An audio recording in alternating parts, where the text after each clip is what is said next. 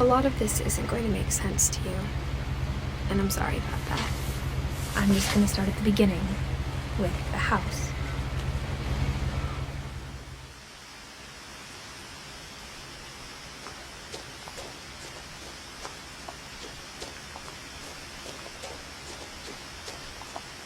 I lived here until I was 11, but I wasn't allowed inside half the rooms.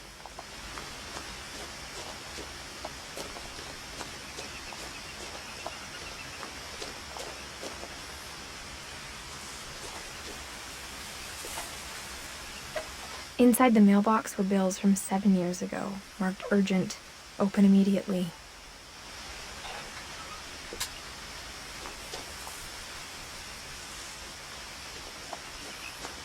I hadn't been back since my brother Lewis's funeral.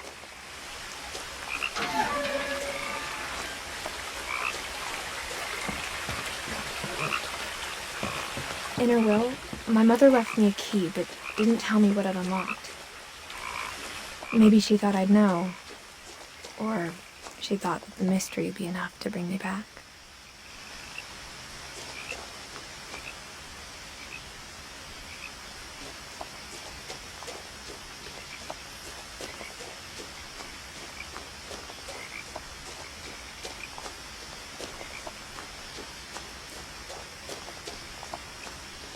No one had driven this way in a long time, but I saw a few hoof prints.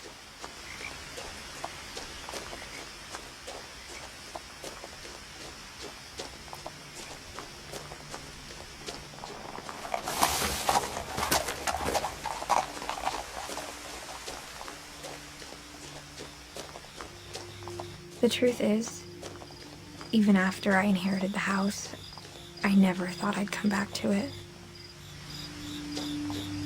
But now I had questions about my family that only the house knew the answers to.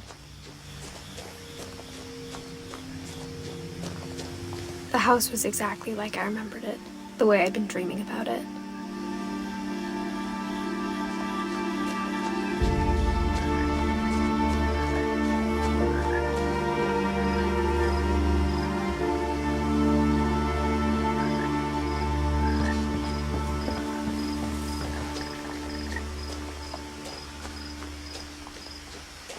I asked Edie once about the dragon in the pond. She said it had killed her husband. I was 6. It seemed like an odd joke to me, even then.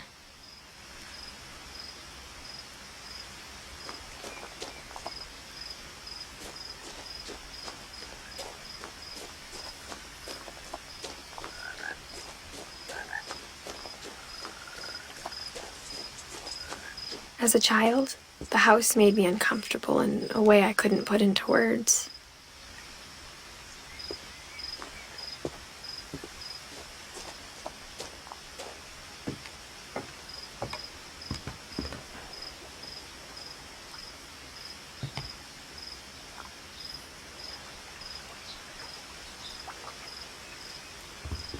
Now, as a 17-year-old, I knew exactly what those words were. I was afraid of the house.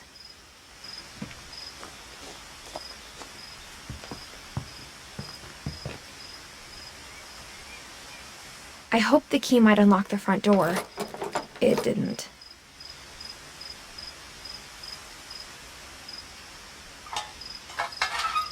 Looking in, I felt like the house itself had been waiting for me.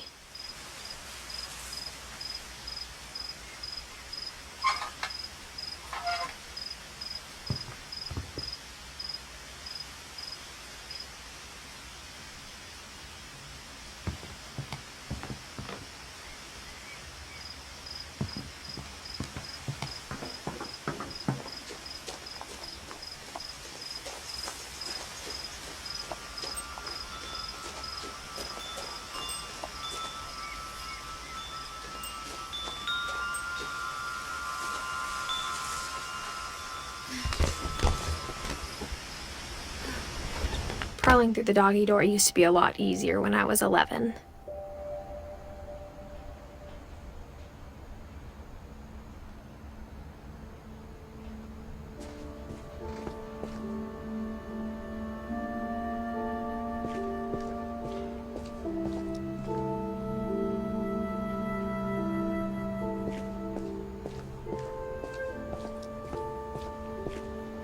For the first time in years, I felt like I was home.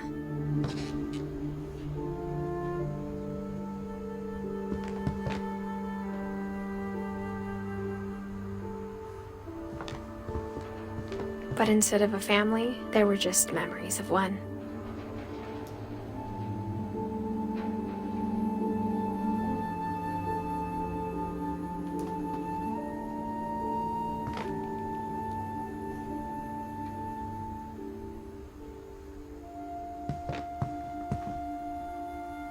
Like how after Louis started working at the cannery, we all got sick of eating salmon. Except our cat, Molly.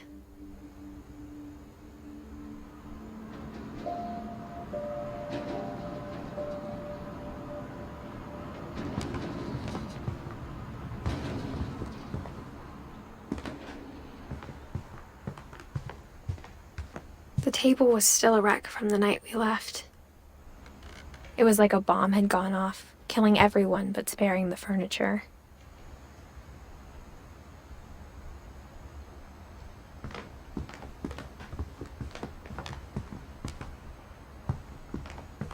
My mom was the only one of us who could imagine Great-Grandma Edie living in a nursing home.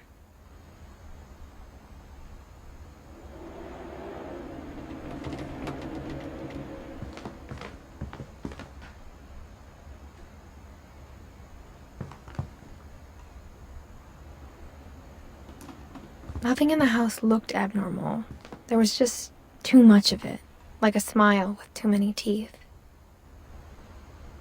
Even the fireplace had a story. Edie told me the bricks came from the original house, after it sank.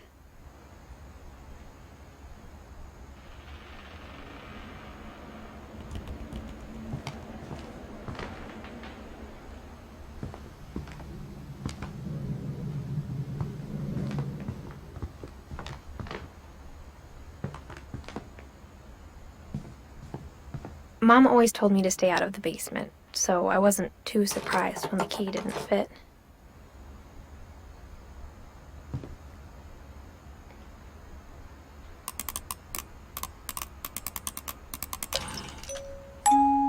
Great-Grandpa Sven built a music box for Barbara, along with the rest of the house.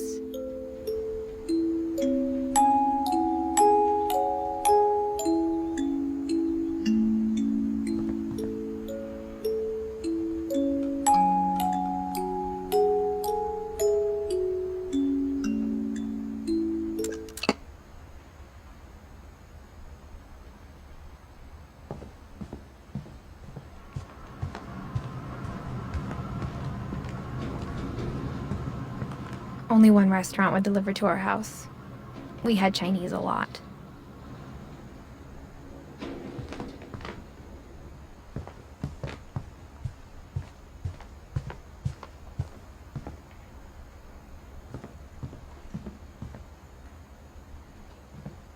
A lot of things got left behind in the whirlwind of that last night.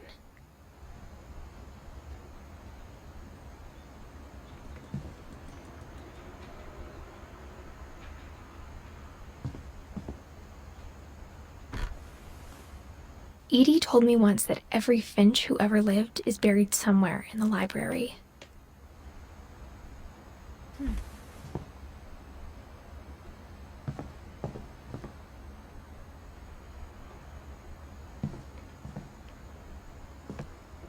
After Milton disappeared, Mom sealed up all the bedrooms. Then Edie retaliated and drilled peepholes.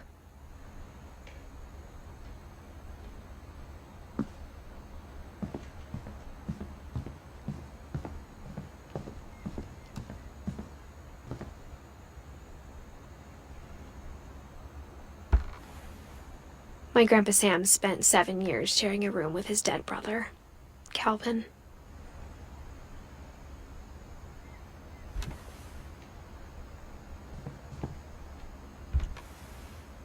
As a kid, I just assumed every house had peepholes and sealed rooms you weren't allowed inside of.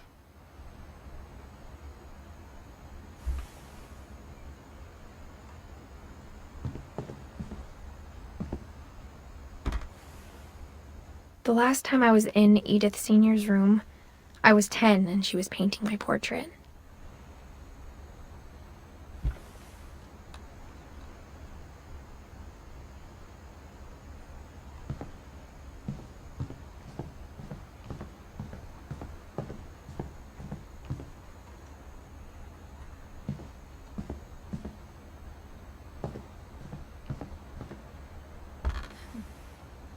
Molly always seemed like a girl I could imagine being friends with, if she hadn't died in 1947.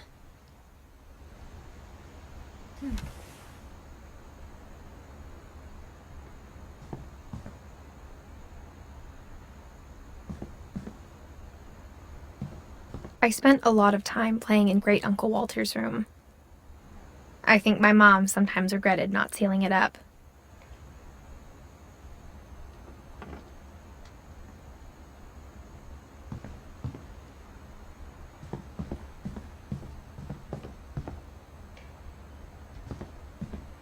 Lewis told me there were secret passages, but I never believed him.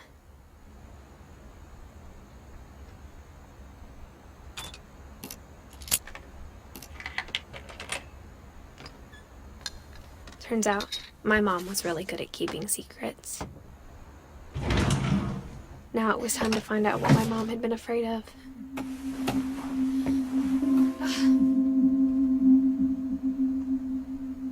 From the paintings on the wall, it was clear my brother Milton had been here before me.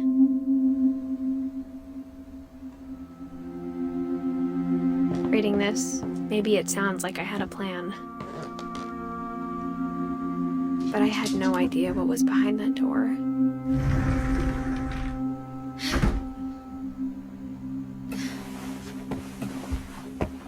Just like I had no idea where all this was gonna lead.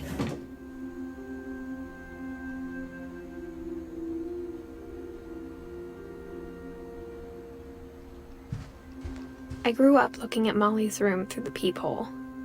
Being inside for the first time, I felt like I'd stepped behind a painting.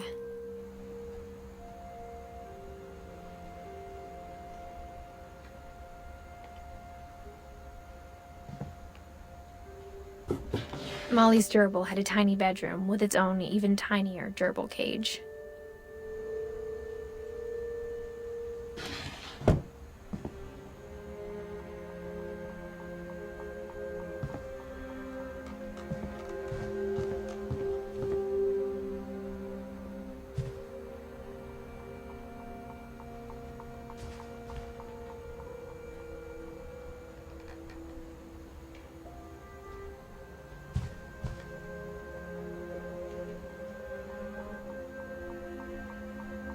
I got the sense Edie had spent a lot of time here.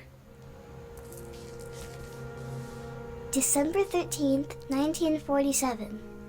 Dear Diary, I'll be gone soon, but I wanted to tell somebody about what's gonna happen. It started when Mom sent me to bed without dinner. I woke up and I was starving, so I looked around for something to eat.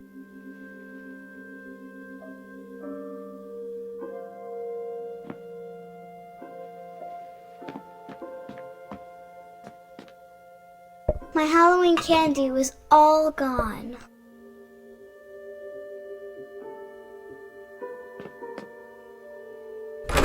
Mom, can I come out now?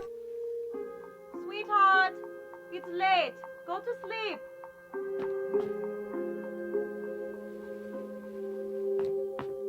The gerbil food was dry, but I didn't mind it.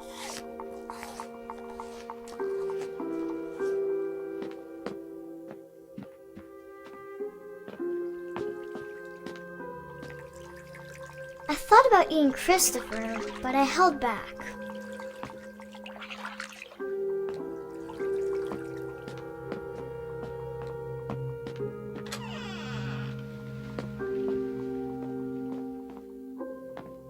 I ate a lot of things that night.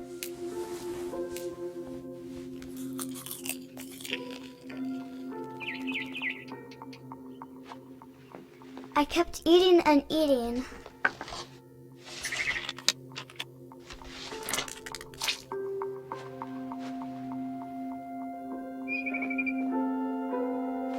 Then I heard chirping outside my window.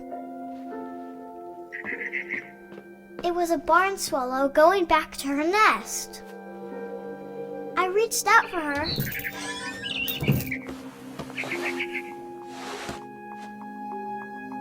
And suddenly, I was a cat.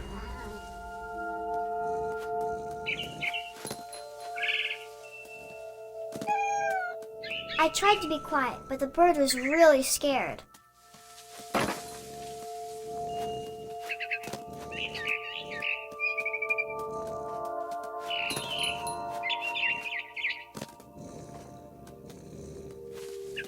Mom and Dad didn't even look at me.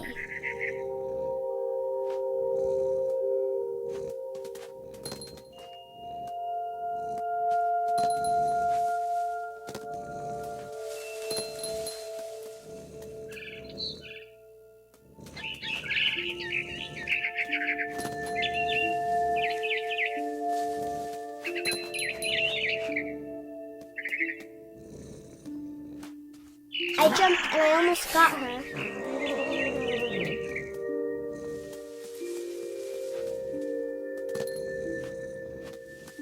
I could tell she was getting really tired. Now I was up in the big tree. I promised Dad I wouldn't climb it anymore. All I cared about was eating that mama bird.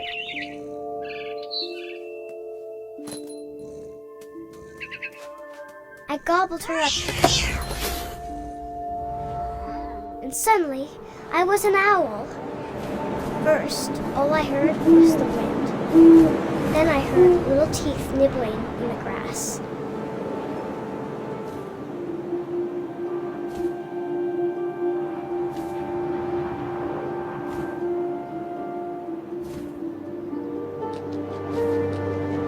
Rabbits.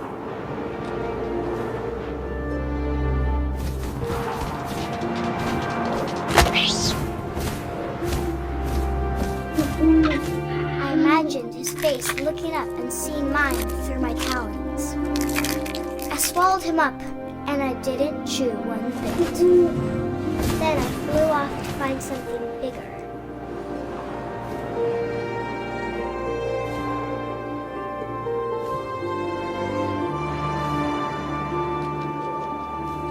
A mama rabbit.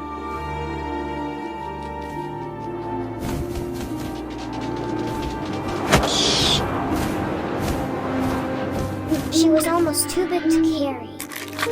I started choking, but I couldn't stop eating. And suddenly, I was a shark.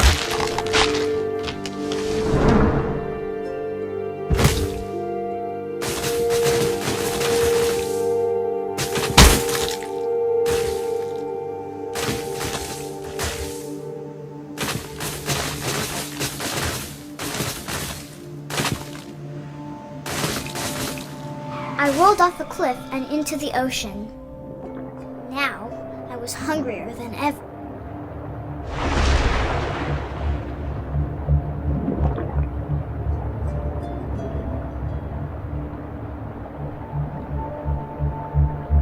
I wanted fat, juicy seals.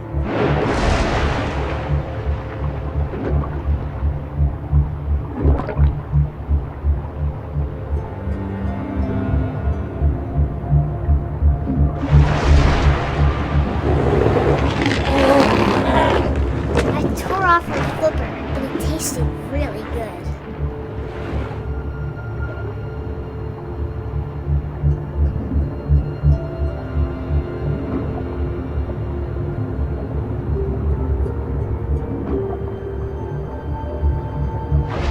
Grabbed on tight. But I was so hungry, I jumped out of the water. When I opened my eyes, everything had changed.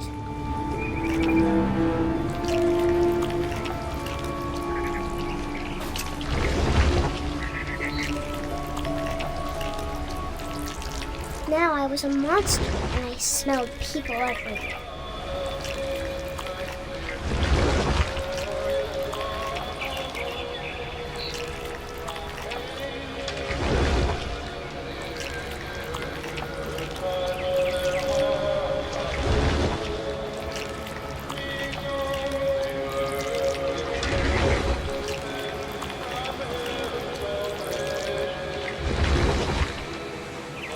I was big, but I moved real quiet.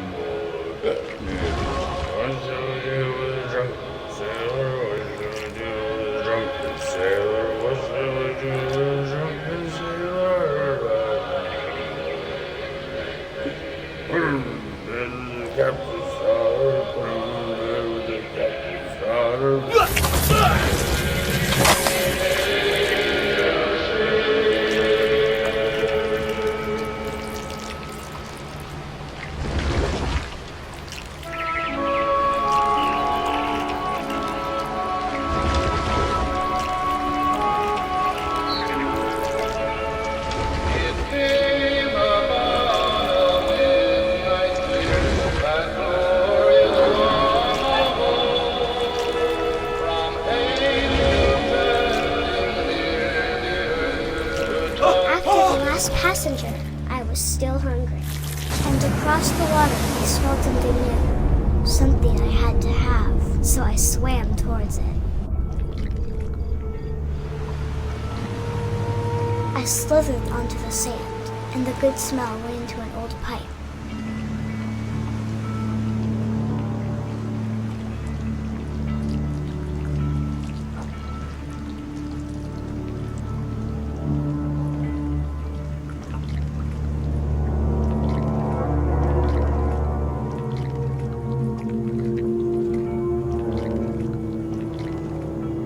I got closer and closer.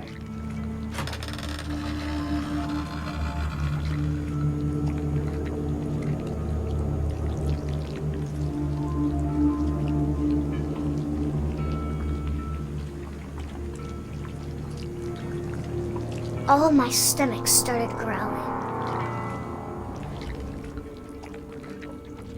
And suddenly, I was me again. I held my breath for a long time, but I couldn't hear anything. I think it's waiting for me to fall asleep. But it's not going to wait much longer. It needs to feed, and we both know I will be delicious.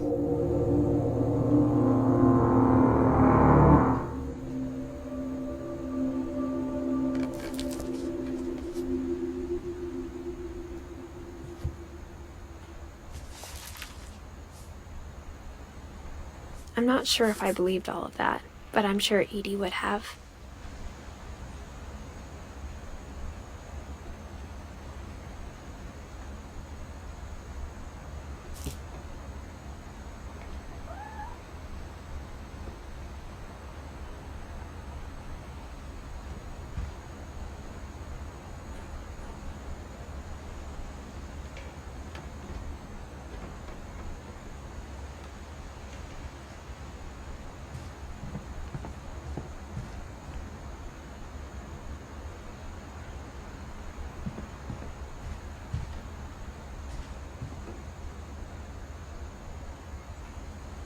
I can't describe it, but I felt like some part of Molly was still here.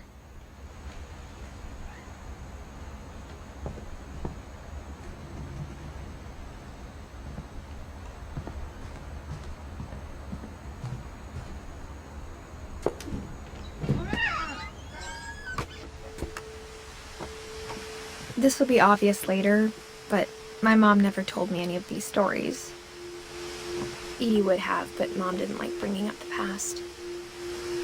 Though, when we adopted a stray kitten, she was the one who named it Molly.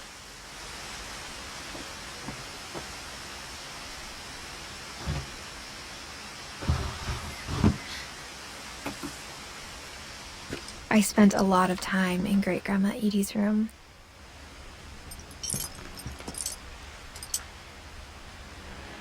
Edie knit me a new pair of gloves every year, just in time to replace the old ones.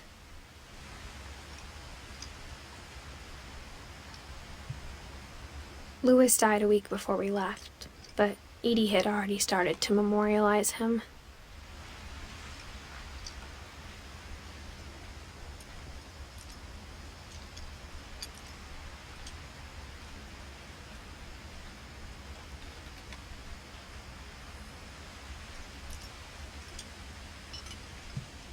Her room was like a museum.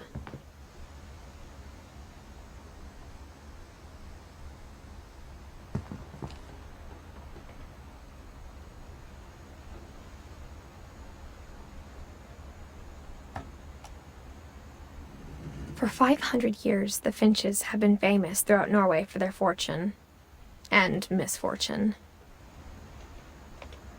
Odin Finch buries the latest victims of the family curse, his wife Ingeborg and their newborn son, Johan. On January 7th, 1937, he set sail with his family and his house, hoping to leave the curse behind. But 40-foot waves off the coast of Washington send the house and Odin to the bottom of the sea. Odin's daughter Edie, with husband Sven and baby Molly, step ashore on their new home, Orcas Island. Odin Finch is the first to be buried in the new family cemetery. His daughter Edie is already dreaming of a new Finch house.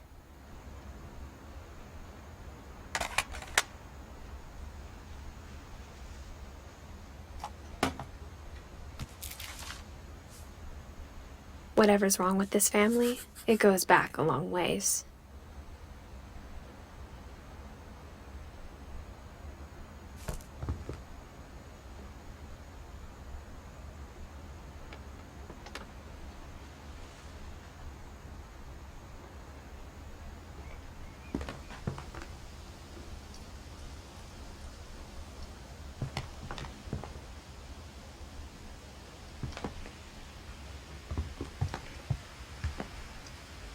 Edie gave a big interview about a mole man living under the Finch house. My mom was furious. I hadn't thought of myself as Edith Jr. for a long, long time.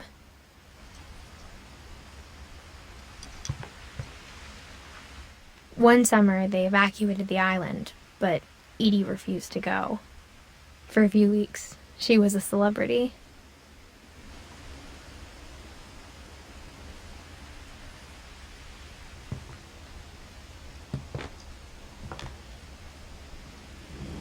When Edie told people Sven was killed by a dragon, she could also have said he was building a dragon-shaped slide that collapsed. She could have, but she didn't.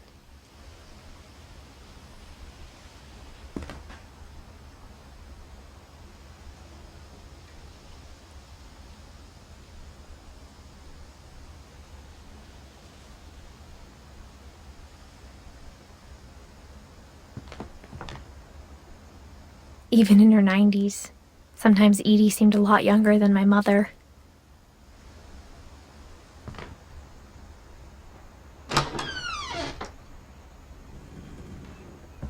The only trace Grandpa Sam's first wife Kay left on the house was the pink bathroom. It was a pretty big trace.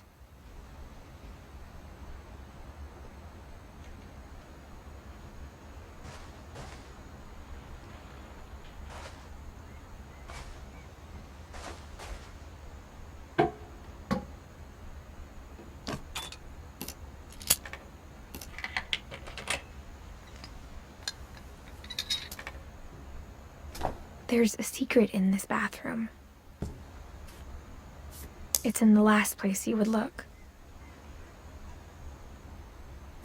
It isn't in the cupboard. It's hidden in this book.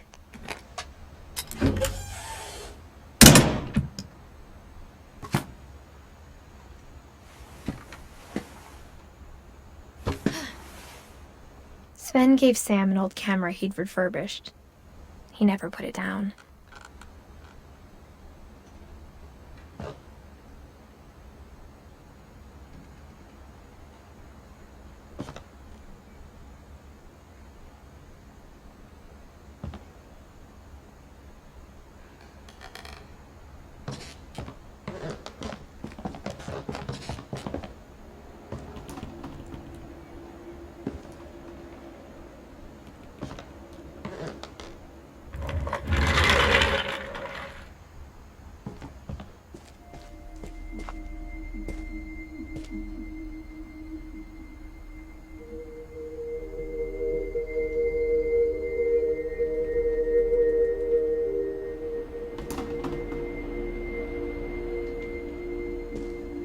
I knew Grandpa Sam had a twin.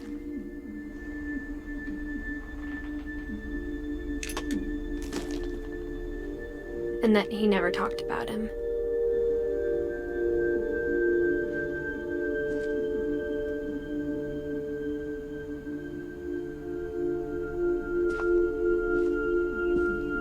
I guess my grandpa didn't like history any more than my mom did.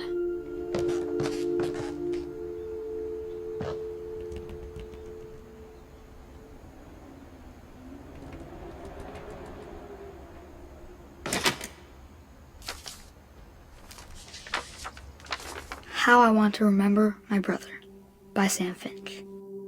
The thing I remember is that when he made up his mind, that was it.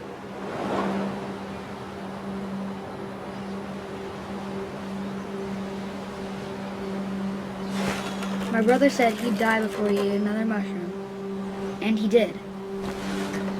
At Barbara's funeral, we swore we'd never be afraid again, and he wasn't. I think Calvin always wanted to fly. Sam! Calvin! Dinner's ready! Coming! But that day, he finally made up his mind to do it.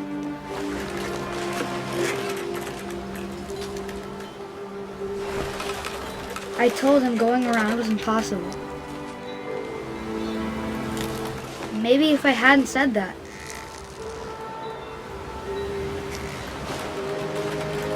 Calvin! I'm not gonna tell you again! maybe if the wind hadn't picked up, then maybe he'd still be here. But I doubt it. I think he'd already made up his mind. That's what I want to remember about my brother.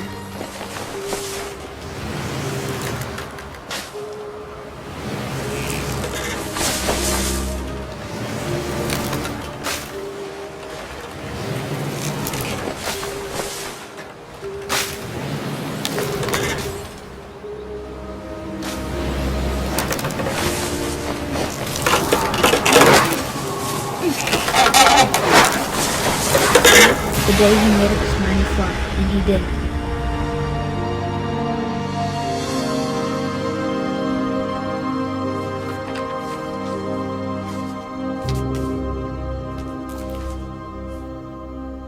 Calvin's story felt strangely familiar. When I was younger, I remember trying to do the exact same thing.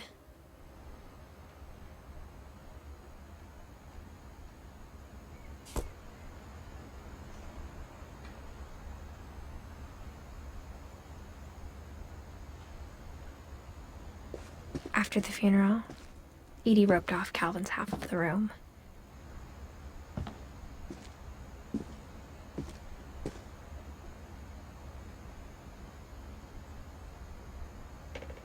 Mom said Grandpa Sam enlisted at 18 and never set foot in the room again.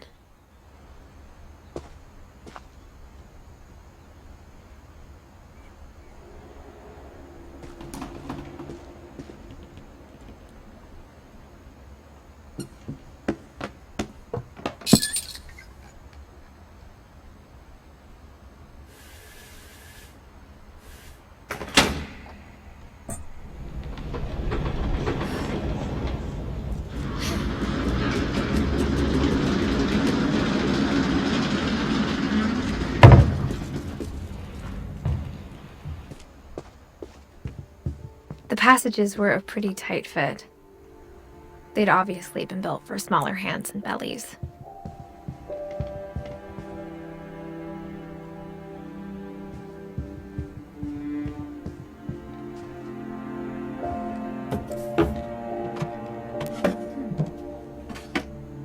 Growing up, I always thought of Barbara as a child star.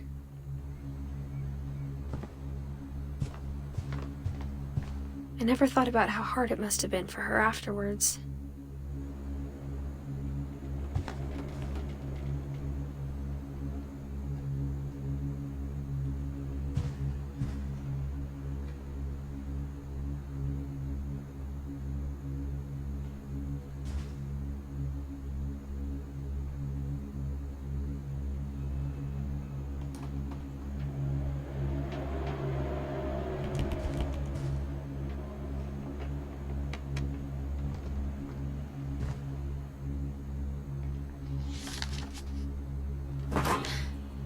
Of all the stories people wrote about Barbara's death, I'm surprised Edie saved this one.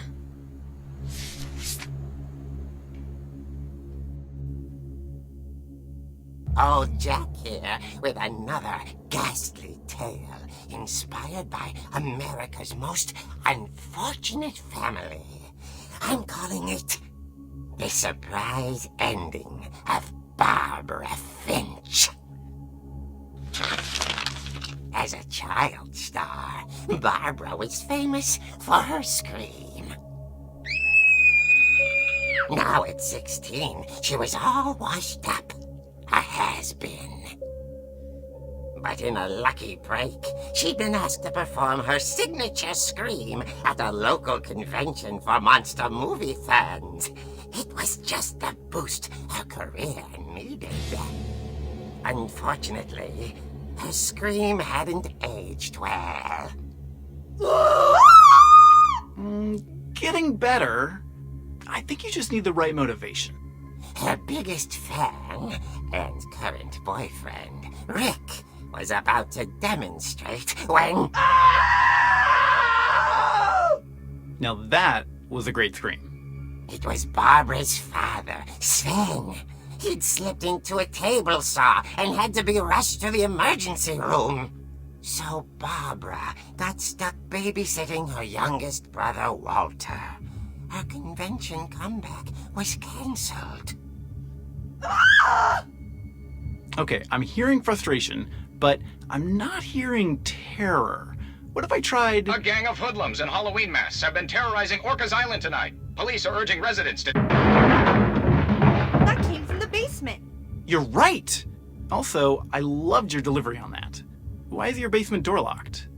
Because my dad likes making puzzles and secret passages. There's a key hidden in the music box. The secret is to keep winding and winding until finally the key pops out.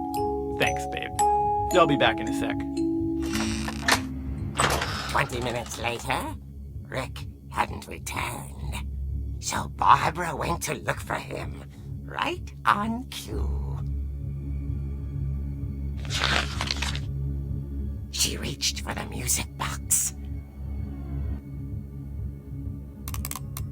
And as she wound the key, she listened for Rick, but the house was silent.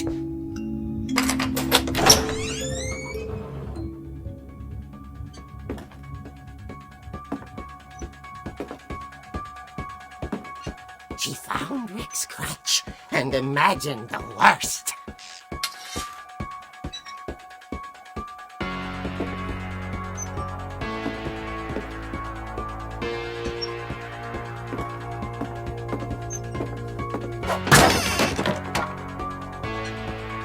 The gang's leader is the infamous Hookman killer, Dr. Carl Hamill, who impaled and then ate his family 10 years ago tonight.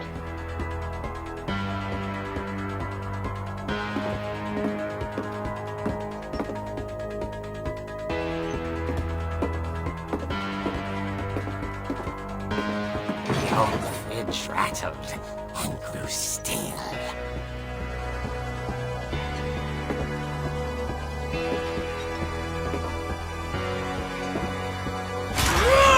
Oh dear! Oh! Rick? Barb, relax. I was just trying to scare you to help you find your scream. Well, I'm not scared, Rick. I'm furious. Then act furious. All I'm getting from you now is that you're hurt and confused and She threw him out, but she kept a little something to remember him by.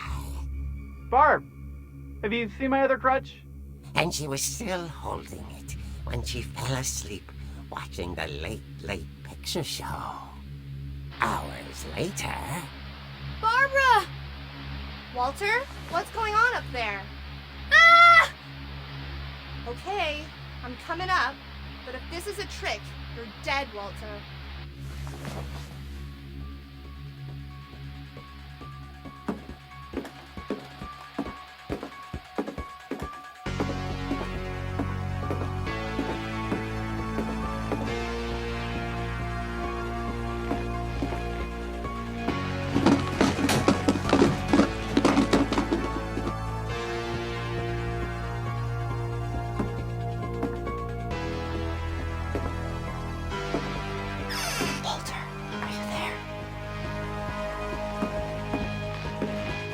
Walter had vanished, but his bedside radio was still on. Orcas Island police describe the man as 6 feet tall, with a steel hook for a hand. Residents are urged to lock all doors and windows and notify the police of any suspicious activity. Barbara turned, saw the hook man, and was speechless. He was quite smashing.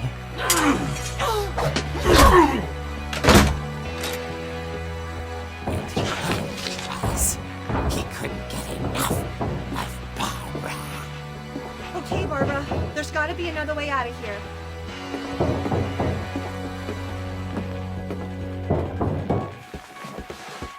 That night, she played her part beautifully.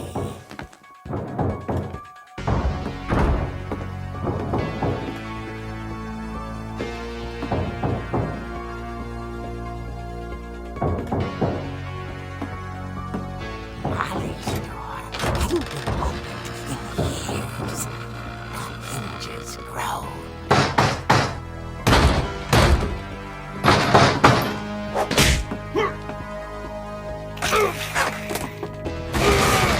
He wasn't moving, but she sensed the story might not be over yet.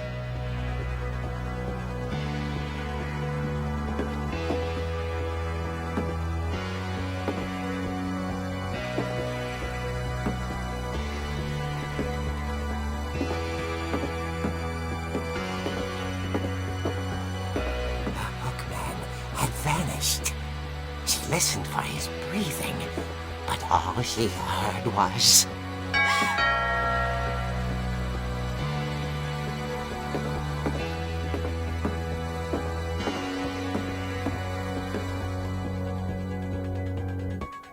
Someone at the door was dying to speak to young Barbara. At the door, she heard whispering. It was coming from inside the house.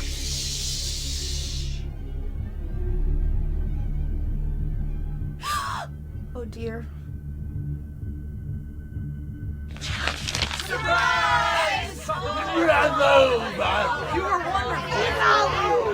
monsters had come to surprise her. For Barbara, it was a dream come true. Then she saw what kind of monsters they were, and she realized what was about to happen. She was going to be famous. And with her final breath, Barbara Finch gave the performance of her life.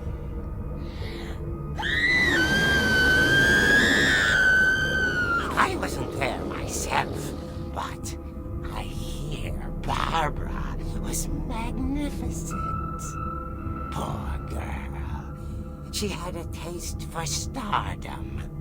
But unfortunately, so did her fans. Of course, the police blamed it all on poor Rick, who disappeared the same night. And little Walter, hiding under his bed the whole time. He took it all pretty hard, but that's another story. As for Barbara, tucked inside the music box is all they ever found of her. Her ear. Now that's what I call a real eerie tale.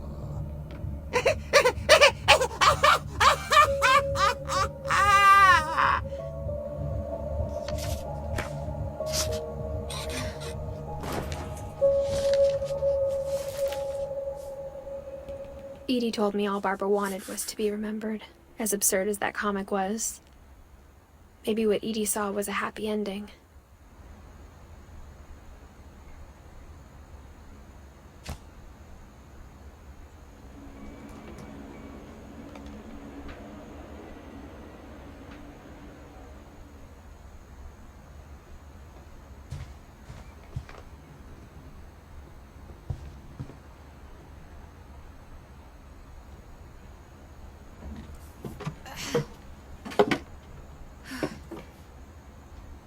I guess now I know why Mom didn't like me playing with the music box.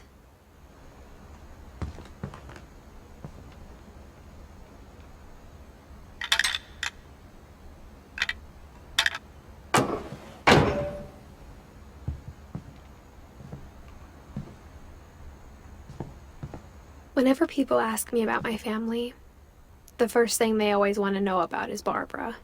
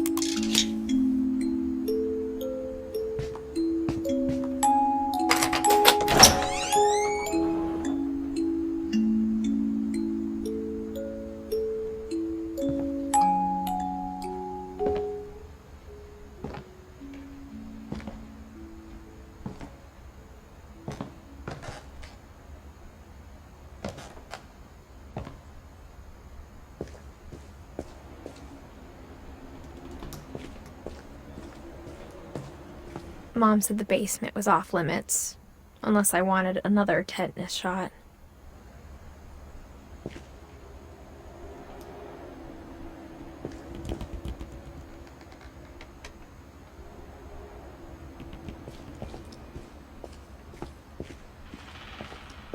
I saw Edie sneak down to the basement once, carrying packages.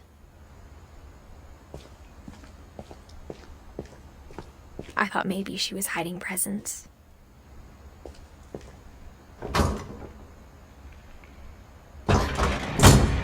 It turned out she was hiding a lot more than that.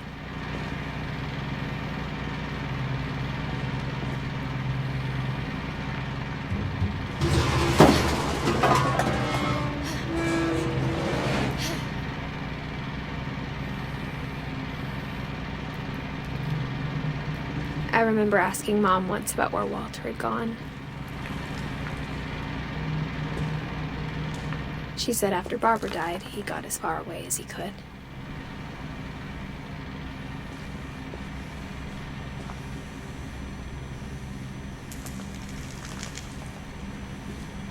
If there's a pattern in all these stories,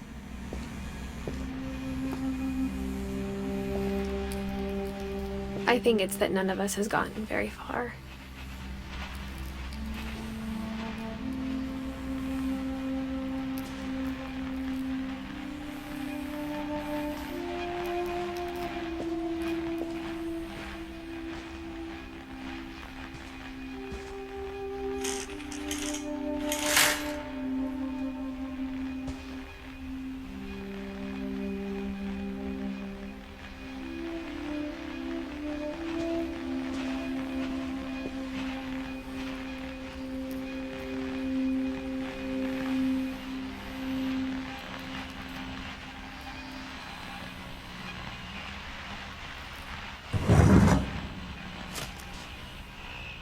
Goodbye, everyone. I can't believe I've been down here for 30 years. On that first day, after the shaking started, I didn't think I'd survive a week.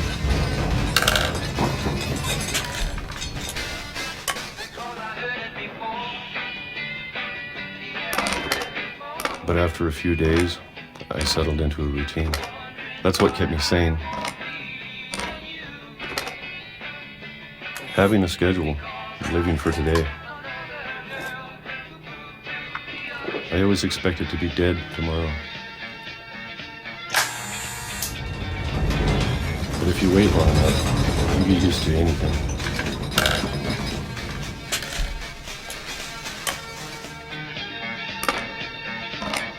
Even a monster on the other side of the door starts to feel normal.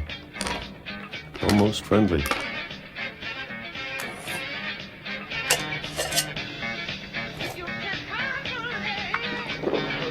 And then one day, everything just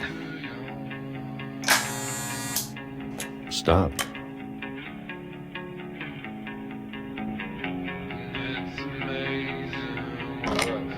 Whatever that thing was, it was gone. Maybe it got tired of waiting. Or maybe I just got tired of being afraid.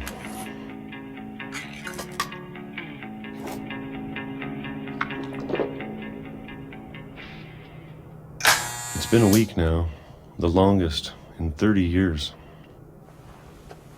I'm done waiting. I have to leave while I still can.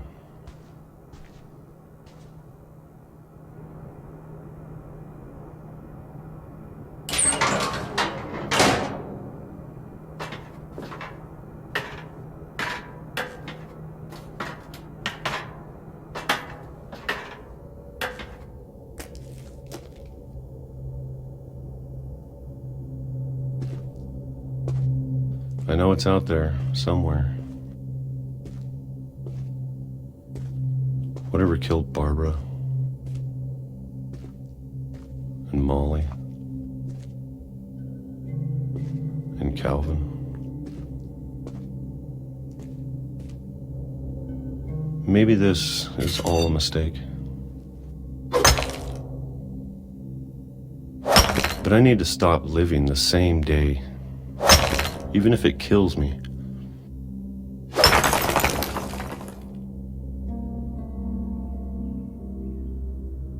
Whatever's out there, I want you to know I'm ready for it.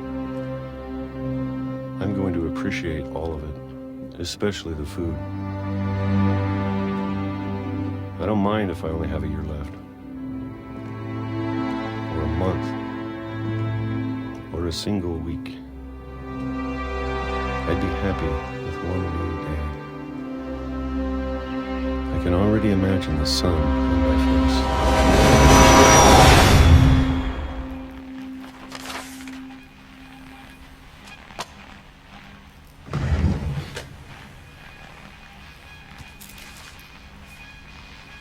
Walter died when I was 6. I can't believe my mom never told me he was down here.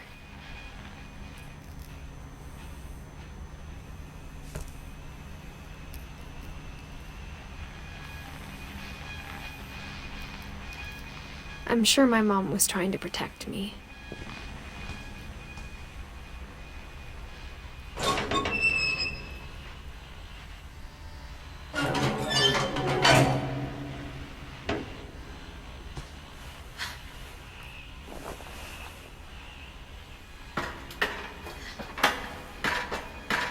Maybe she was afraid I'd end up like Walter.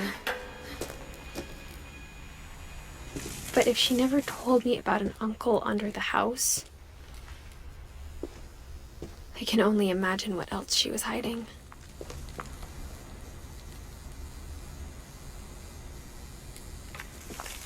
I don't want to make the same mistakes she made.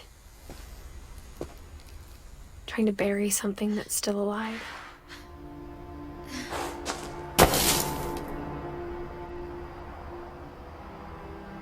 Now that there's only one of us left, or maybe 2, I thought it was time I heard the stories for myself. and found out what happened to everyone else. But now I'm worried the stories themselves might be the problem.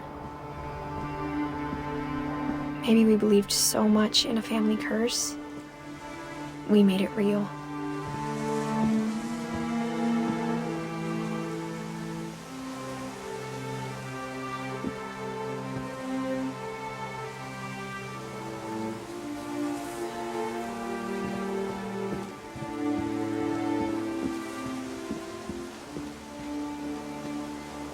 I don't know if I should even be writing this.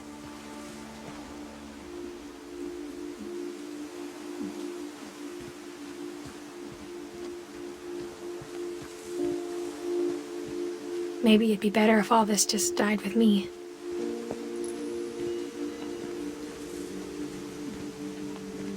But I thought you should know about your family.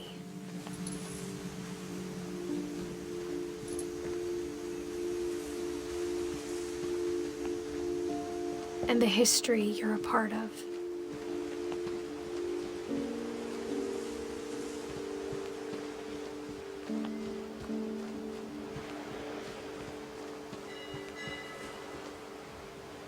Though to be honest, I feel as lost as you probably do right now.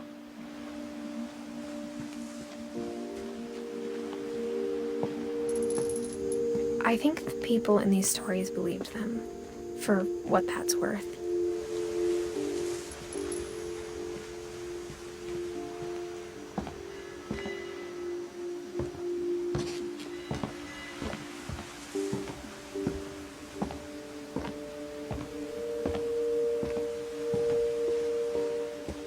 And when you look at the house, that history of imagination and stubbornness and madness,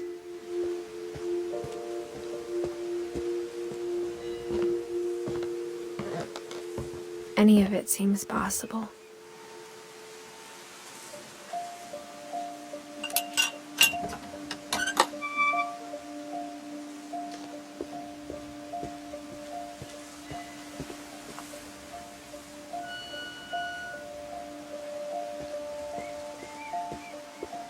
I think we've been surrounded by death for so long, we've just gotten used to it. What kind of family finishes building a cemetery before starting the house?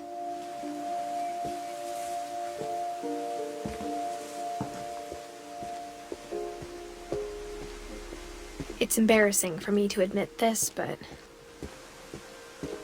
the pet cemetery made me more uncomfortable than the human one. 3 of the gerbils are mine, and 2 had been my fault.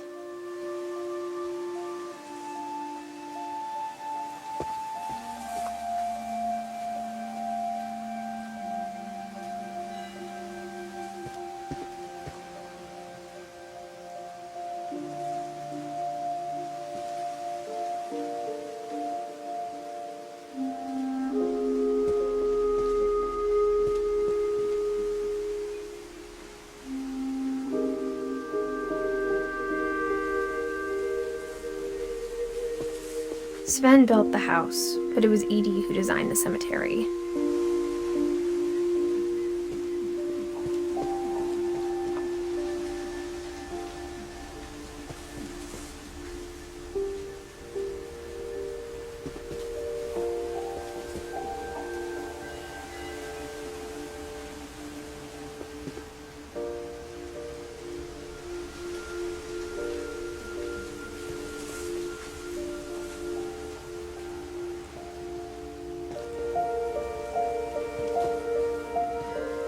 I'm sure Odin's monument had been Edie's idea.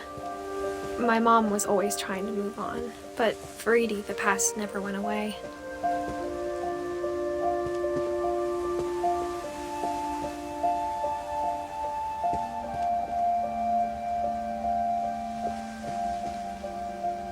She could see it poking out of the water at low tide.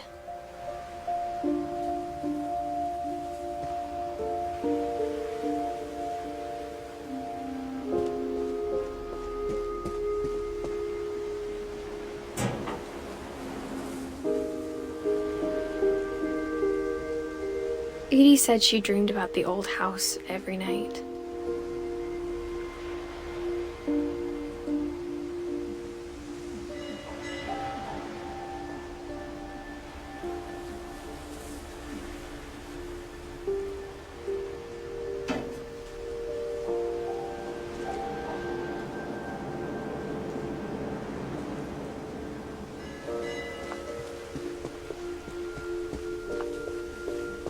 Edie's side was always easier for me to understand.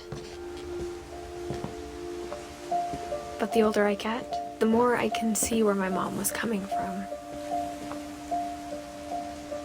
Her dad had been pretty strict, but it wasn't enough to save her brothers. She was just trying to do better.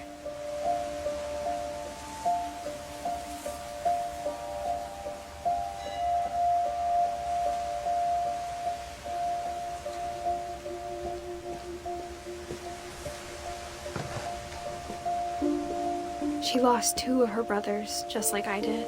I get why she tried so hard to protect us. We never found Milton's body, so my mom insisted we were putting up a monument, not a tombstone.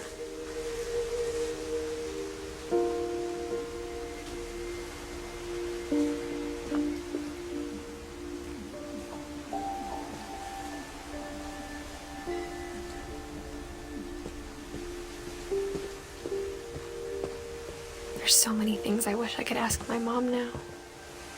Part of me thinks this is what she wanted all along.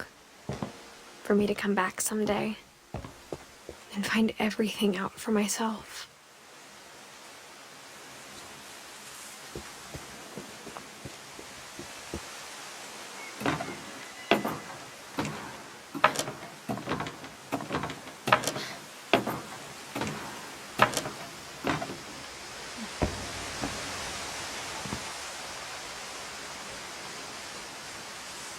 But looking back on it now, if she told me there was going to be so much climbing, I never would have come when I was 22 weeks pregnant.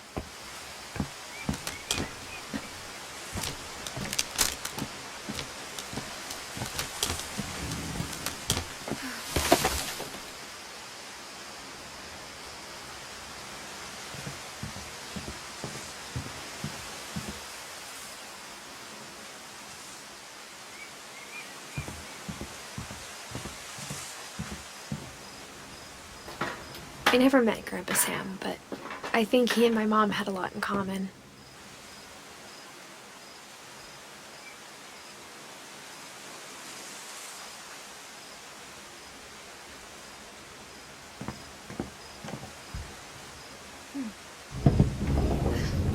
They were both pretty intense.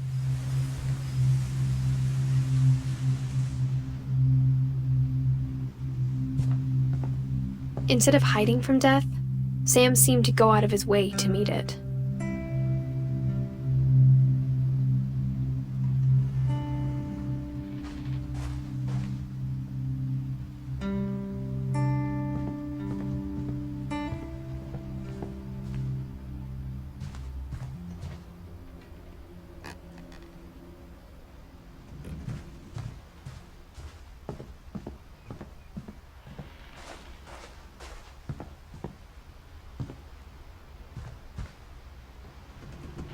Sam spent his life shooting photos, but Mom said he got nervous being in front of the camera. I guess we're all afraid of something.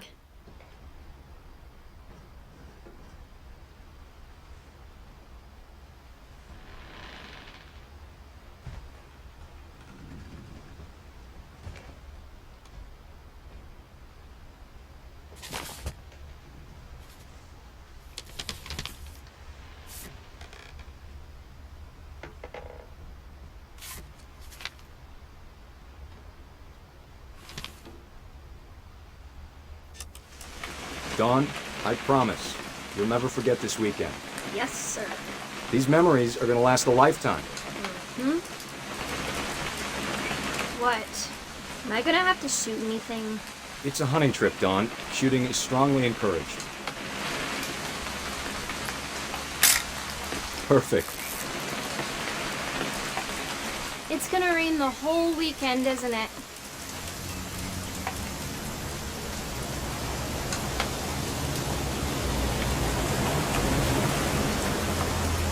I will never forget this weekend, Dad. That's the spirit. Okay, got it. I'm gonna take some pictures, okay?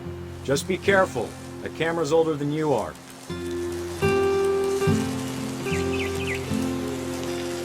definitely should not have drunk all that coffee.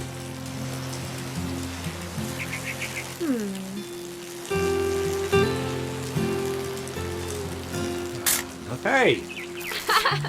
That's a keeper. I'm just saying, I'm not always gonna be here, Don. You'll need to remember this stuff, if you want to survive. I'll be fine, Dad. You know who else thought he was gonna be fine? Some guy who died. Don, I'm being serious. I know, Dad. You're always serious. Doesn't being out here make you want to chill out? Well, to tell you the truth, I haven't been out here in 20 years.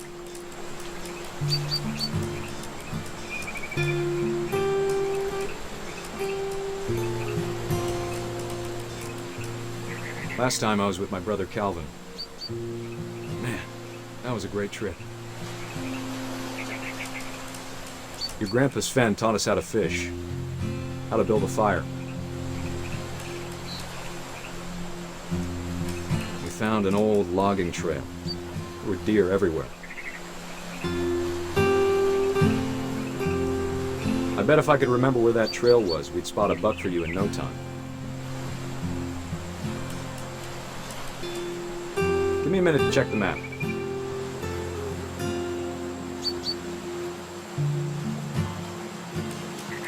Dad! Good eyes, Don.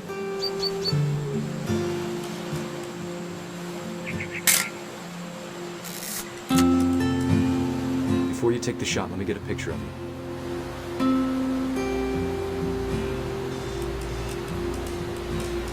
Dad, I... Just breathe. Turn off your imagination. Focus on your target.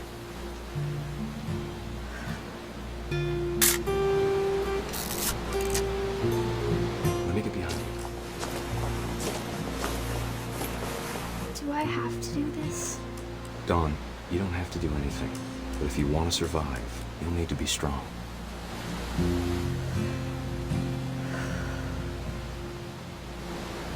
Now keep yourself squared up, elbows down, like we practiced, whenever you're ready.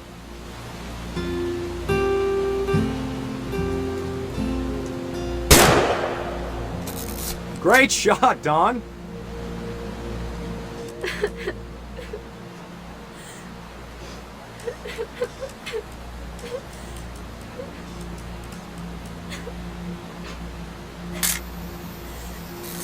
I'm proud of you, Don. Always remember that, okay? Dad, it's twitching. I think That's it's totally silly. normal, Don. Just focus on the camera. Try not to think about— Dad!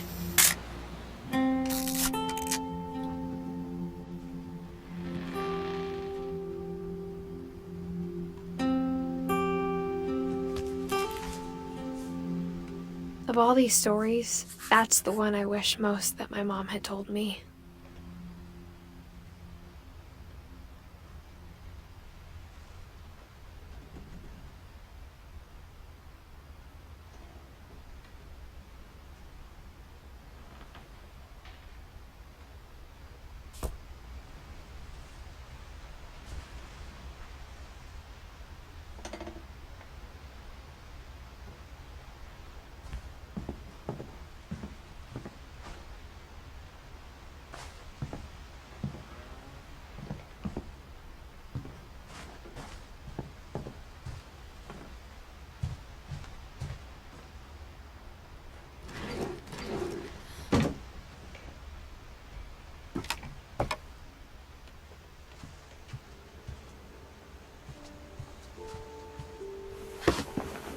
After Sam died, my mom and Edie got really close.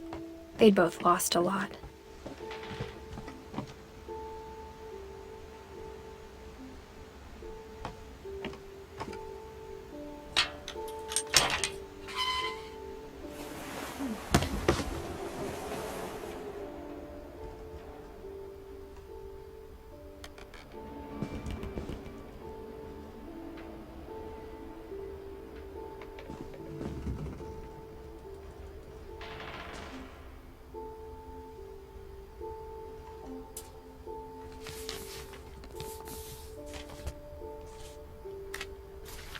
Dear Kay, do you remember the way Grigory used to laugh when he thought he was alone? Like Something funny was happening, but only he could see it.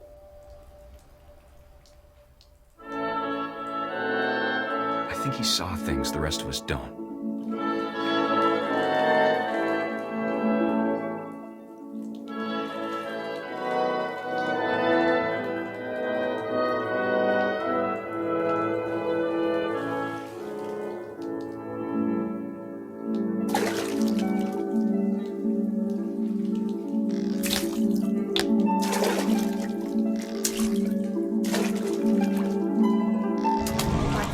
Grigory, it's time to... Hold on, sweetie. Hello? Sam, I told you I don't want to talk right now. I wonder what he saw. What his world was like.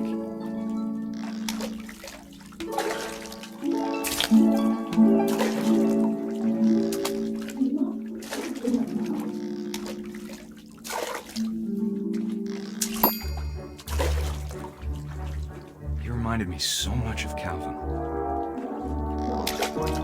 Lost in his imagination. Whatever it was he saw.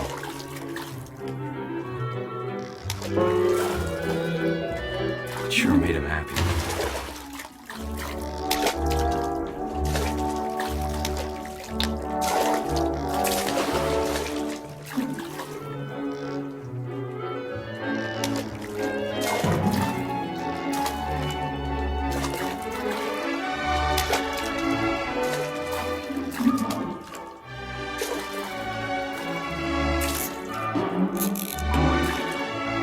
Silly it sounds.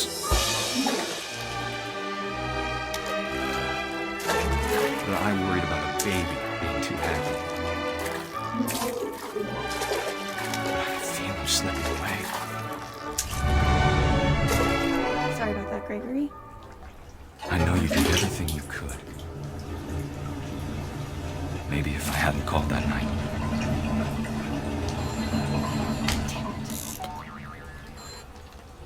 I don't want Grigory to hear this.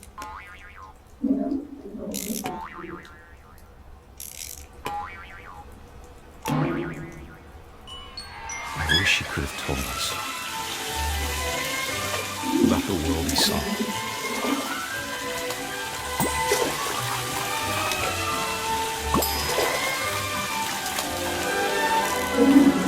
There's so much I don't understand about Grigory, about everything.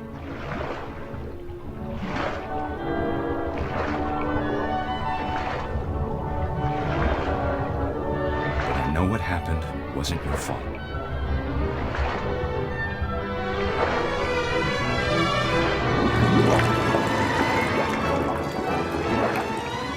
I'm sure he's happy. And he'd want you to be happy too. Good luck, Kay. Love, Sam.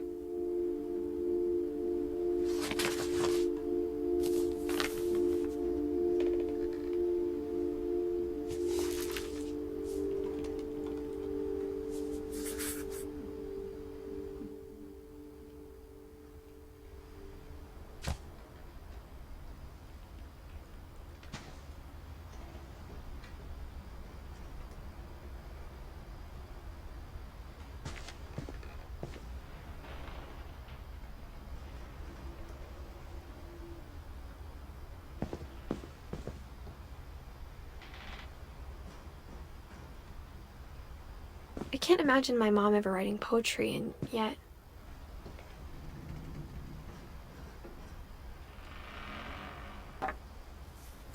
A poem for Gus, who always said the wedding was a bad idea.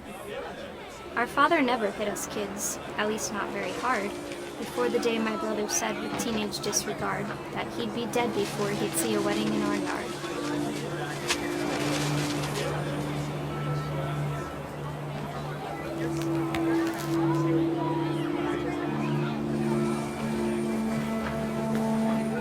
My father made him come, of course, but Gus stood far apart, just flew his kite and bottled up the storm inside his heart.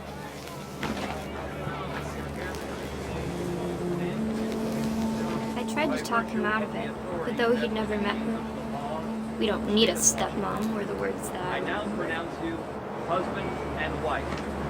You may kiss the bride.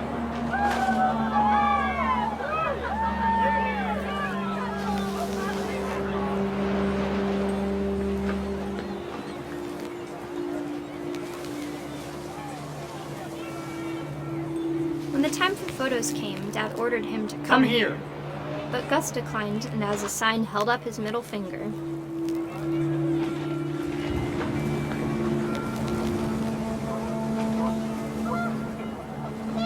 The wind picked up, and panicked geese appeared and quickly went. But all the humans did that day was go inside the tent.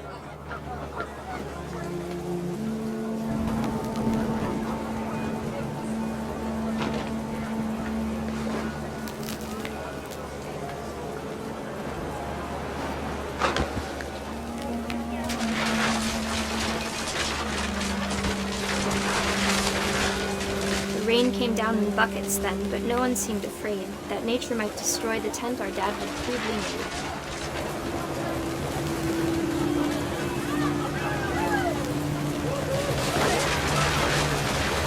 The thunder sounded much too close and full of angry power, but all my father said to this was, "Make the music louder."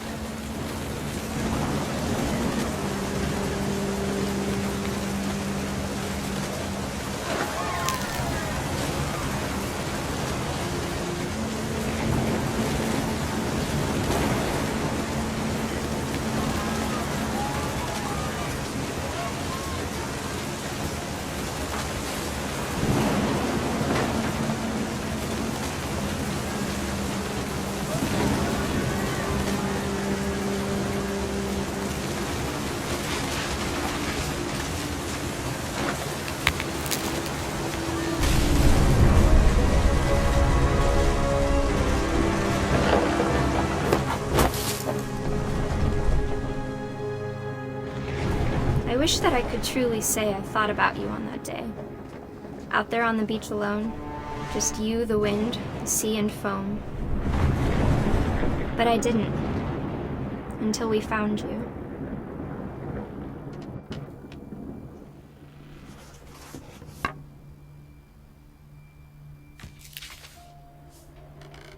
She never talked about him, but Mom told me once if I was a boy, they were going to name me Gus.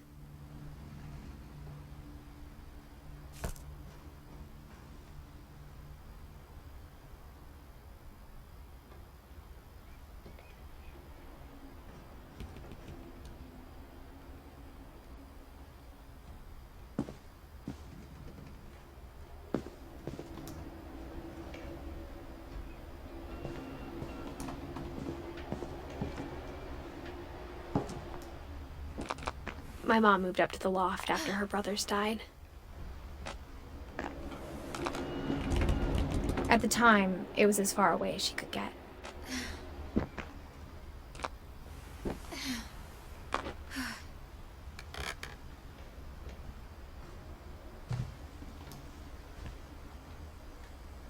Religion was another thing my mom never talked about, but I think it helped her a lot after her dad died.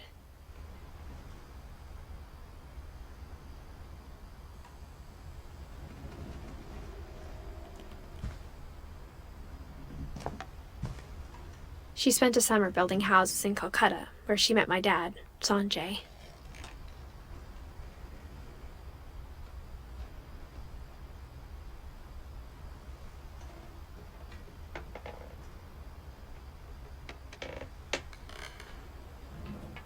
My mom moved to India a week after graduation and got a job teaching English.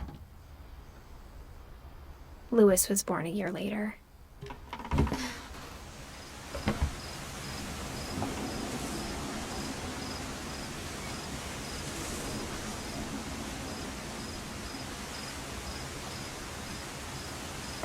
When my dad died, I don't think Mom knew where else to go.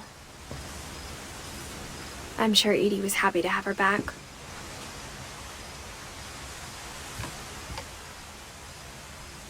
And to see kids in the house again.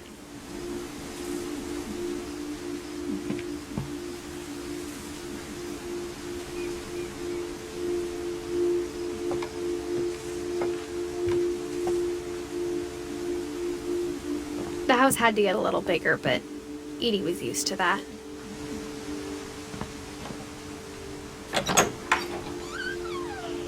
And for a while, things were good. Almost normal. But it didn't last.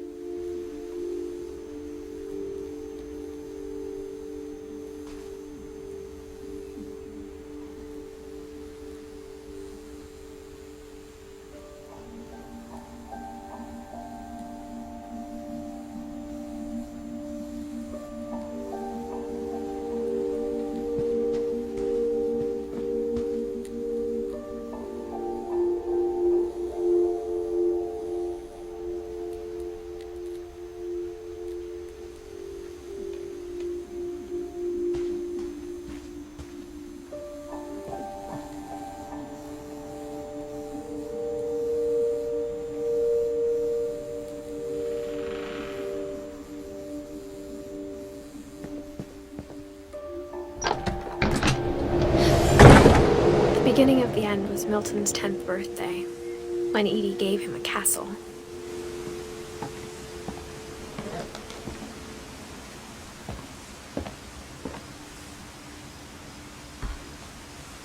After Milton disappeared, the only thing he left behind was a room full of paintings.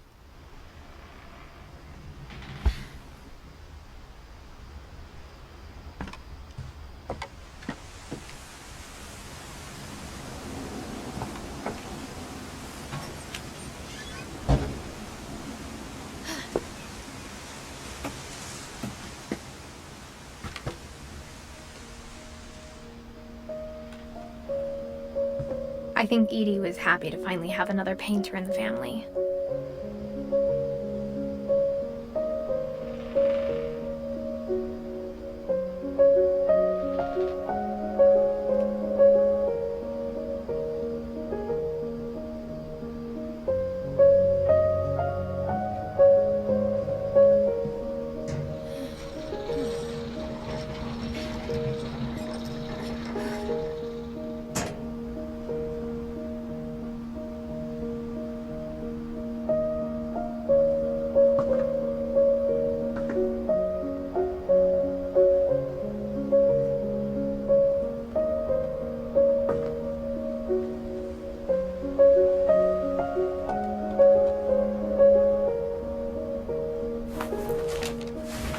Milton Finch in The Magic Paintbrush.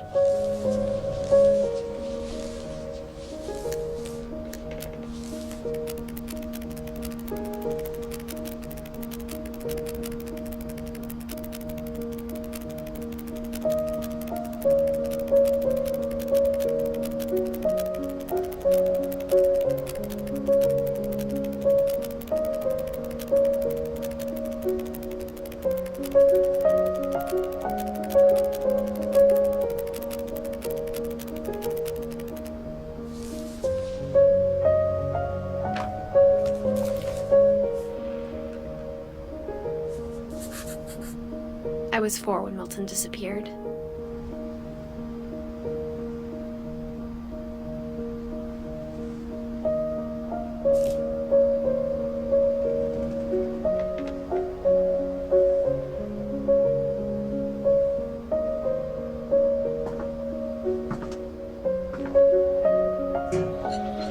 Mom spent months searching for my brother. Then she sealed the doors.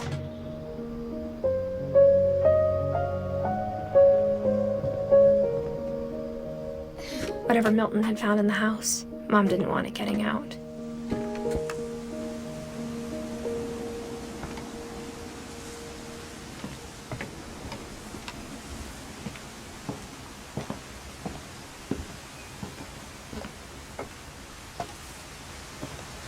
Mom definitely blamed Edie, but I think Louis blamed himself.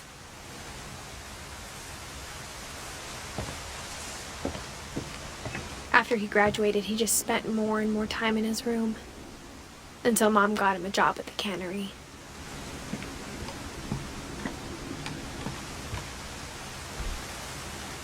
Everyone always told me to stay out of Louis's room, except Louis.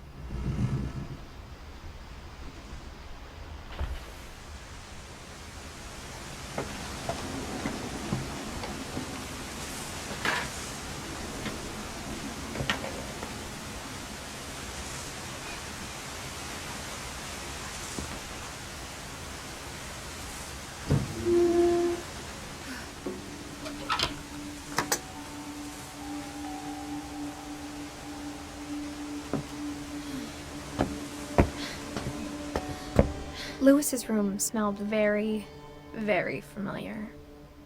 That part of him lived on.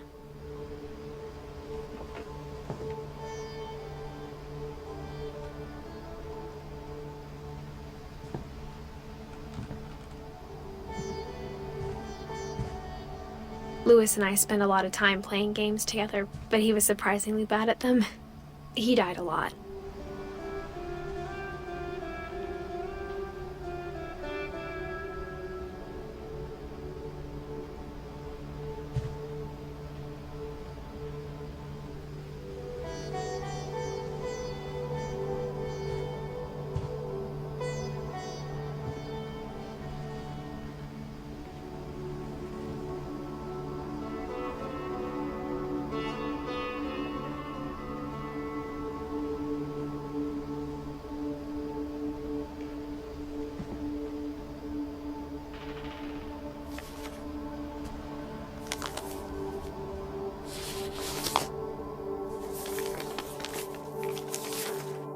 Dear Mrs. Finch, as Lewis's psychiatrist, I can understand your desire for an explanation.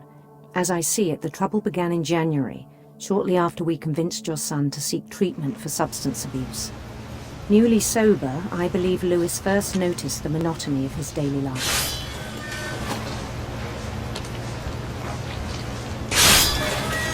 He kept working at the cannery, but he withdrew part of himself. In our sessions, I saw the same behavior.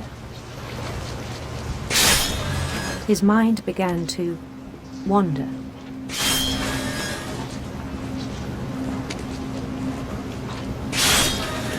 I asked him to describe it. He said he started small, imagining a labyrinth. He'd feel his way about. Then something moved. Bats. And toads.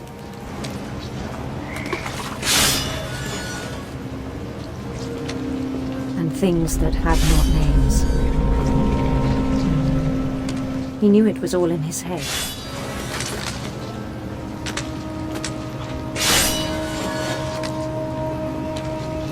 But he took it very seriously. I had hoped he'd find himself.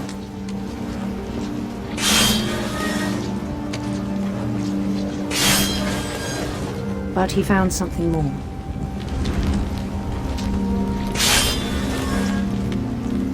I worried about him then, daydreaming at the cannery. I spoke with his boss, but he said Lewis had become a model employee. Methodical, tireless, focused. Like a whole new Lewis.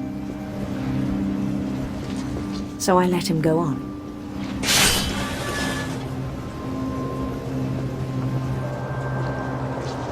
I even encouraged him. It seemed very promising at first. He told me he'd made a new friend.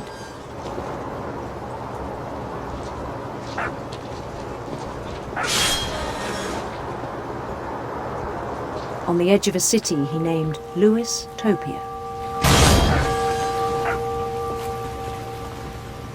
He built the city up slowly, brick by brick.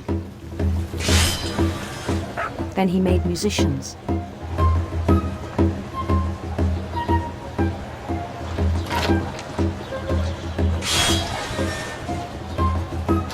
And songs for them to play. He talked about starting a band. And he was always humming something. Every day his imagination grew stronger.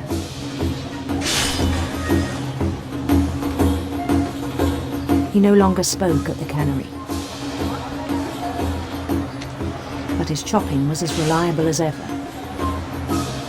Then one day it struck him that all the cheering crowds, even the stones under his feet,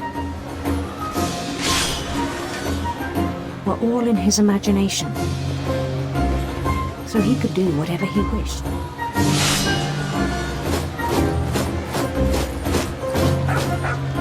He held an election for May, and he won. They begged him to stay, but his mind was already wandering.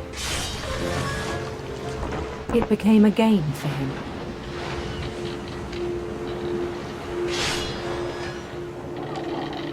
He'd conquer a city, then immediately push on.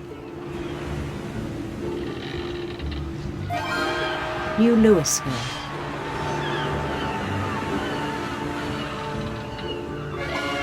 St. Louis.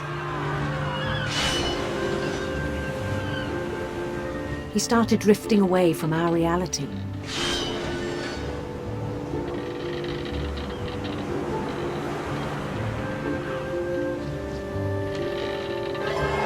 Minneapolis, until one day he forgot to go home from the cannery. Even as his mother pleaded with him, part of Louis kept sailing on.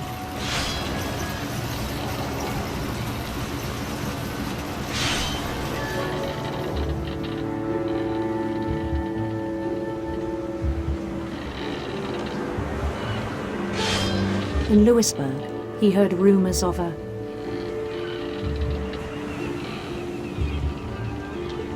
handsome queen.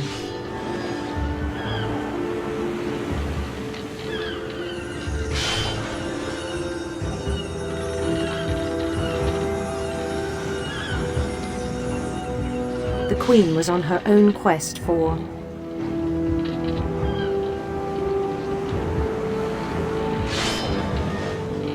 radiant rainbows.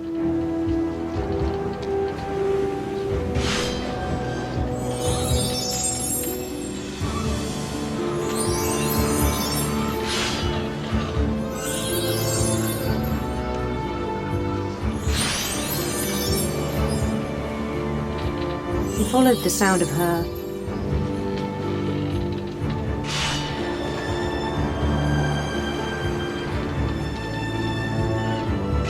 silver harp.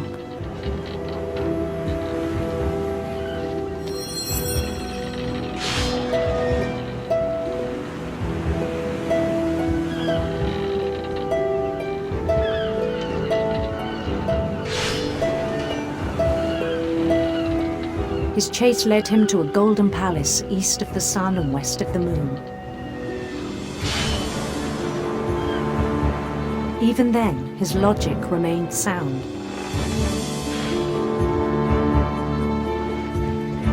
He knew the world was all in his imagination.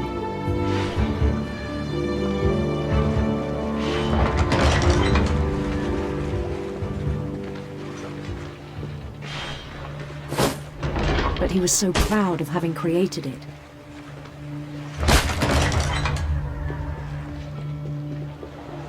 In his own eyes, he'd become something greater than a king.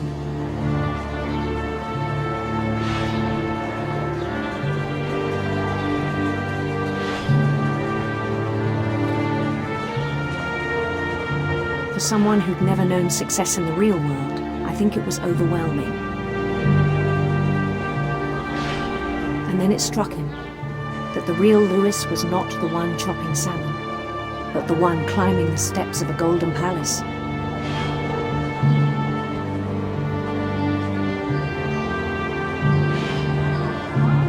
My imagination is as real as my body, he told me. It was hard to argue with him.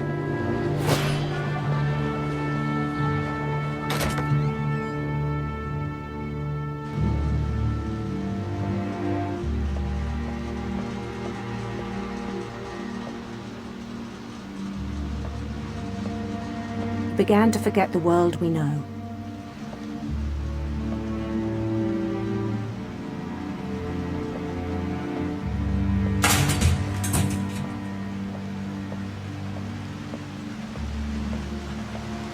I think it pained him to remember Louis, the cannery worker.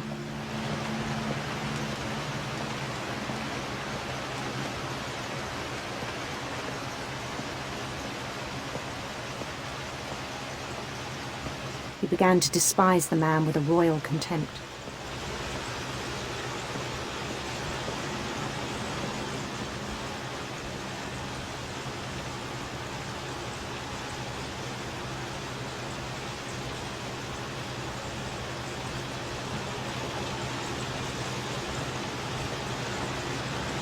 I still thought I could save him.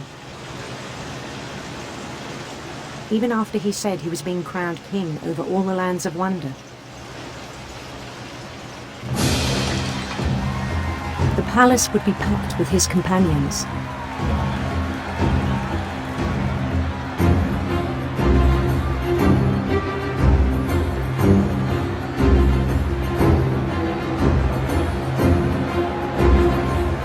Including the wise Calico who'd insisted on inviting him.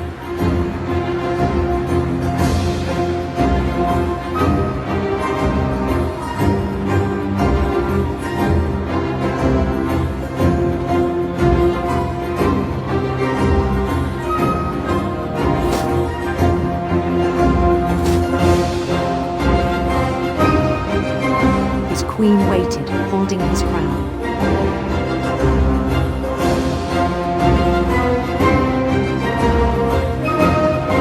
There was only one thing left to do.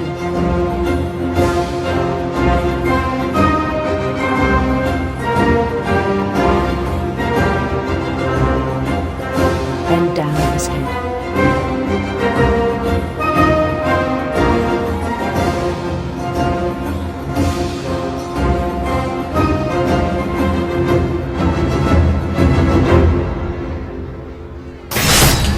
And the rest I think you know.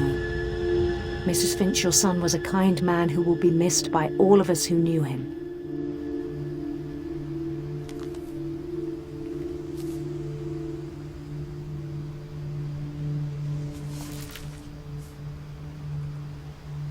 My brother was really cool. I wish you could have met him.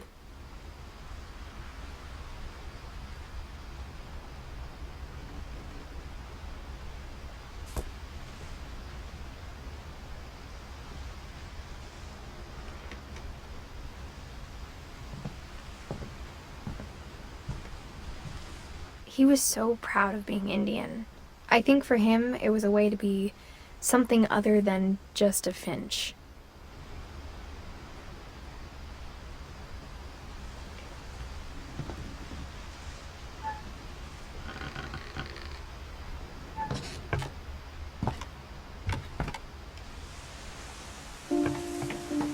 On the way back from Lewis's funeral, my mom told me to start packing. She waited until the day before we left to tell Edie. I'm not sure if she wanted to make it easier or harder.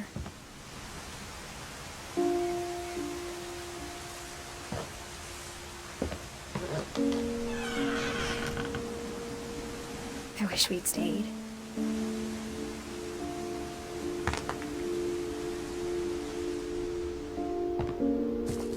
But I understand why we left.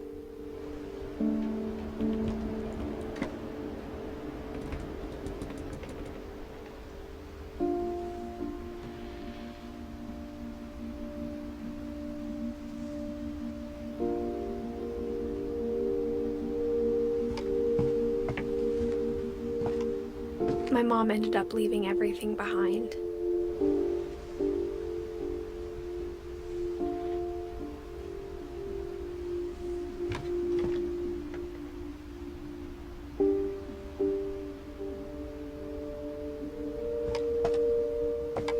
What happened that night had been coming for a long time.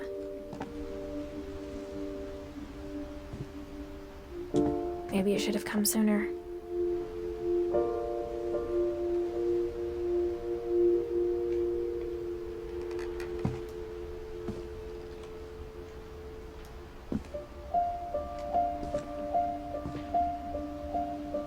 But it had to end one way or another. All that's left now is to tell you about that last night.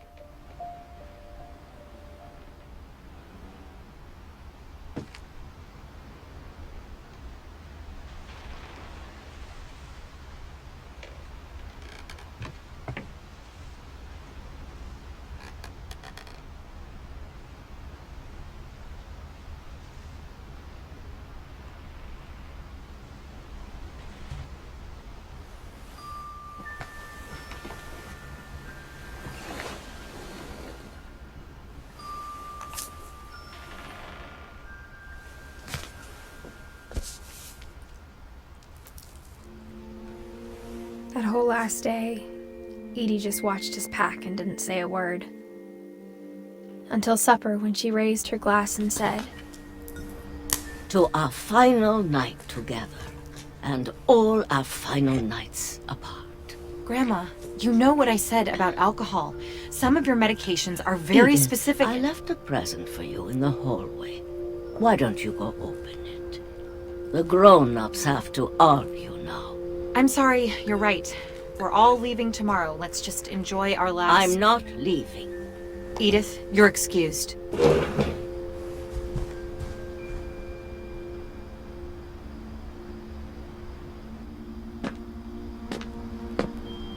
The power had been shut off that morning, but Edie always had plenty of candles.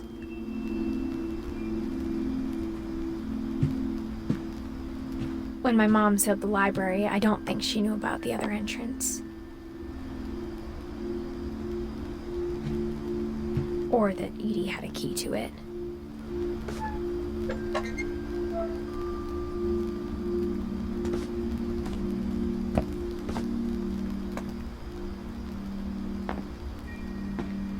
That thing you're afraid of isn't going to end when you leave the house. Edith has a right to know these stories. My children are dead because of your stories. I think it's best if Edith and I leave tonight. We'll have the nursing home send a van for you in the morning, okay?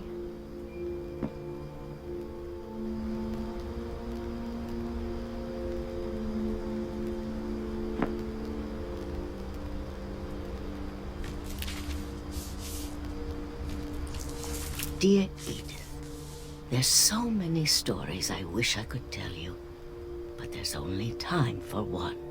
This is about what happened on the night you were born. That night, the tide went way, way out. It was the first and last time I ever saw the old house aground. There'd been an earthquake out in the middle of the ocean. They called it the lowest tide in 1,000 years. God, it smelled awful. You know, I've seen that house every day of my life.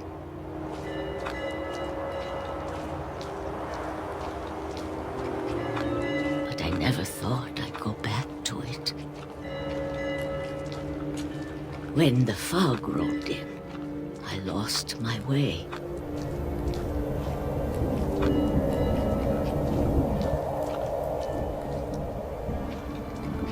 I got turned around.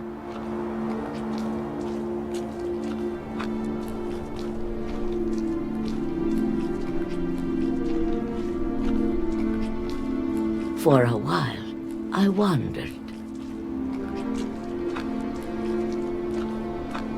I started seeing things.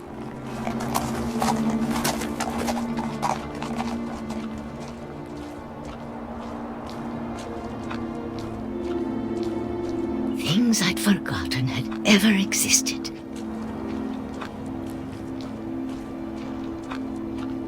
But when I saw them, they felt like old friends. That night, a lot of things came back to me. Or maybe I came back to them.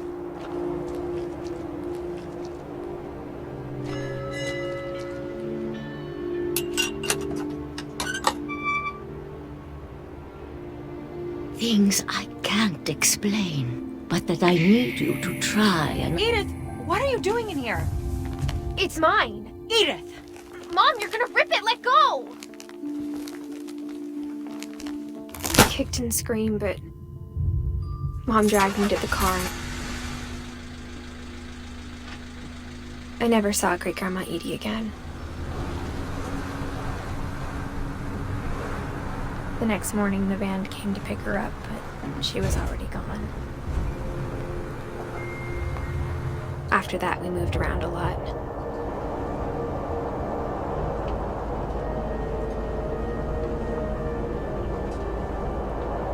We both tried to make the best of it.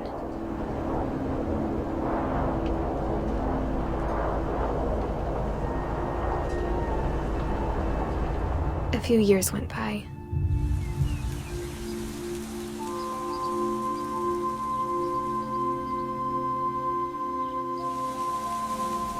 My mom didn't like to talk about it,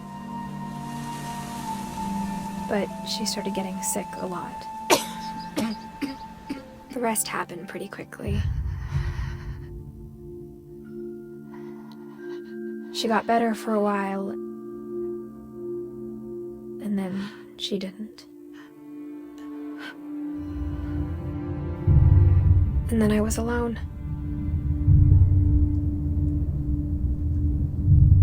The last Finch left alive.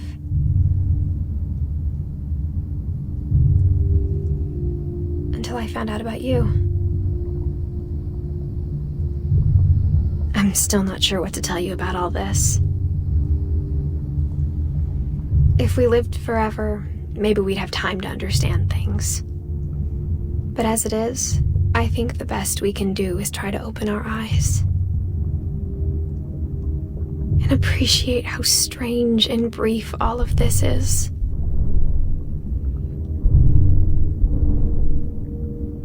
This journal was supposed to be for you.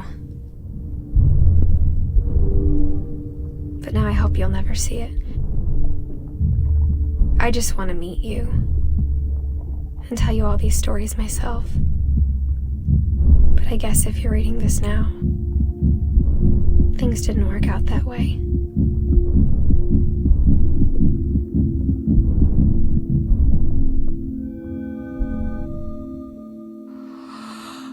This is where your story begins. I'm sorry I won't be there to see it. It's a lot to ask, but I don't want you to be sad that I'm gone. I want you to be amazed that any of us ever had a chance to be here at all. Good luck.